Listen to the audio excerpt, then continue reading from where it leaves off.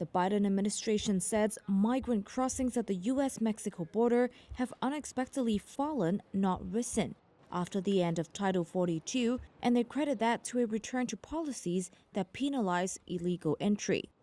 After the so-called Title 42 immigration program expired last week, there has been a reinstatement of criminal penalties at the border.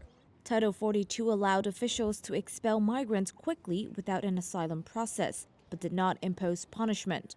U.S. Homeland Security Secretary Alejandro Mayorkas. In fact, over the past 2 days, the United States Border Patrol has seen an approximately 50% drop in the number of people encountered at our southern border as compared to the numbers earlier this week before Title 42 came to an end midnight on Thursday. The group of 50 migrants was among the first to be turned away after the order expired. A Guatemalan woman told Reuters she was told to turn herself in to immigration at a checkpoint on a bridge connecting the U.S. and Mexico. Under a new policy, people who are caught entering the U.S. illegally will be deported and barred from trying again, even through legal means, for 5 years. The White House now faces a lawsuit mounted by the American Civil Liberties Union, who claim the latest restrictions violate U.S. laws and international agreements. Mayorkas denied those accusations, saying the government has led, quote, the latest expansion of lawful pathways ever for people seeking asylum. An individual must access those lawful pathways that we have made available to them.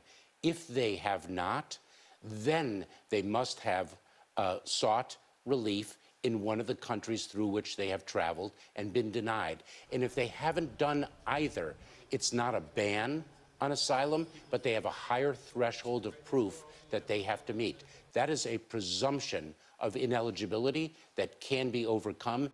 Meanwhile, holding facilities, hospitals, and towns at the border have been left to struggle after thousands of migrants crossed into U.S. territory last week before the end of Title 42.